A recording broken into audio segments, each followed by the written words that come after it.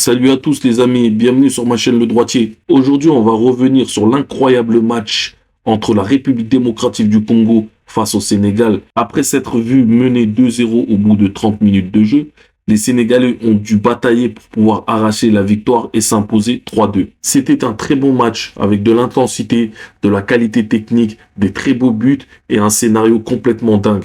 On a vu des très belles choses, que ce soit côté sénégalais et congolais. Côté des Lions, on a vu des très belles choses offensives, mais aussi des grosses failles défensives qu'on a très peu vues ces derniers temps. Dans ce débrief, on va parler ensemble les temps forts, les erreurs et les joueurs qui ont marqué cette rencontre. C'est parti. Alors, le début de match, j'ai trouvé l'entame des Sénégalais très intéressante. Une équipe bien en place, concentrée, qui faisait bien circuler le ballon pour essayer d'étirer l'équipe congolaise sur la largeur du terrain. Mais malheureusement, très vite, on a vu des problèmes défensifs.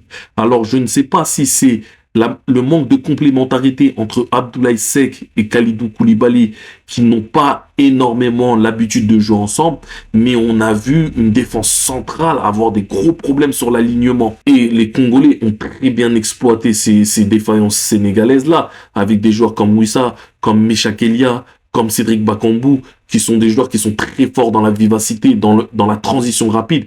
Et ils nous ont mis en difficulté en première période. On avait énormément de mal à les contenir. Kalidou Koulibaly, qui est passé complètement à côté de sa première période. Alors oui, il est toujours précieux dans son jeu court, dans ses relances propres, et même dans son jeu long pour pouvoir alimenter nos attaquants et nos ailiers rapidement. Mais défensivement, ça a été catastrophique. À l'image du premier but, là où il manque d'impact, il manque d'agressivité. Lui qui est un défenseur, un rock, il est costaud, il est puissant. Quand il sort avec fermeté. Là, tu le sens, il sort, il est timide. Après, Bakambu joue très bien le jeu.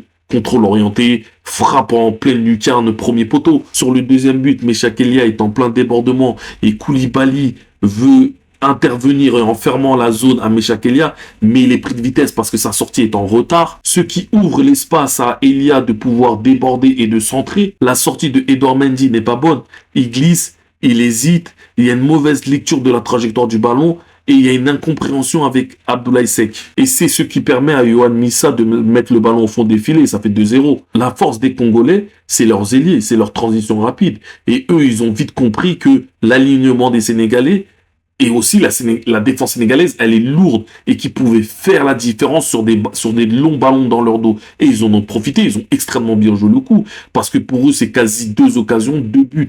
Et surtout, on manquait défensivement d'impact dans les duels. À l'image d'un El Hadj Malick Diouf, lui qui a l'habitude de bien savoir se placer, d'être solide et costaud dans les duels en un contre un. Meshak Elia, sur son côté, à chaque dribble, à chaque percussion, il passait. Sur le deuxième but, Meshak Elia, quand il déborde, avant que Koulibaly essaye d'intervenir et qu'il soit en retard, Meshak Elia élimine facilement El Hadj Malick Diouf. On l'a vu faire beaucoup de centres ratés, des centres où la balle sort directement. Là où d'habitude c'est sa qualité première, c'est la qualité de ses centres, sa capacité à pouvoir adresser des bons ballons dans la surface, que ce soit en mouvement ou arrêté. Mais derrière toutes ces défaillances tactiques et voire même techniques, on a eu un joueur comme Iliman Ndiaye. C'est lui qui a porté le Sénégal là où le Sénégal était en grande difficulté.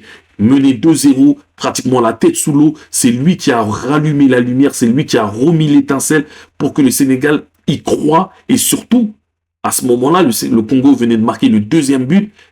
Et il a relancé le match tout de suite derrière en mettant le 2-1 au bon moment et je pense qu'il a mis un coup de bâton sur la tête des Congolais. Avec ses dribbles, ses prises de balle vers l'avant, sa percussion, il a fait énormément de bien. Il a trouvé des décalages.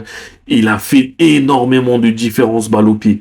Là où on s'attendait à Sadio Mané, une fois de plus, il faudra en parler, Mané, parce que je pense que c'est plus possible. Surtout à ce niveau-là, c'est Iliman Ndiaye qui a été le facteur X. C'est lui qui a remis le Sénégal sur le droit chemin. Sans oublier Pape Gueye. Parce que quand le Sénégal était en difficulté et était mené 2-0, lui aussi, avec Iliman Ndiaye, a participé à remettre le Sénégal sur le droit chemin. Lui, c'est une belle surprise de ce rassemblement. Gros match dans la construction, toujours disponible pour orienter le jeu. En plus, on l'a vu se projeter vers l'avant et c'est lui qui a réduit le score en étant bien placé pour finir le bon travail de Iliman Ndiaye. Et aussi, on l'a vu plusieurs fois frapper de loin pour pouvoir faire sortir la défense congolaise. Dans une première période, alors oui, tu as le ballon, mais que tu te retrouves mené 2-0 parce que tu as certaines défaillances tactiques, et que tu t'en sors en revenant rapidement à 2-1 parce que tu as une individualité qui te fait une différence au bon moment, le Sénégal s'en sort très bien sur cette première période. En début de seconde période, on a vu un Sénégal avec de meilleures intentions.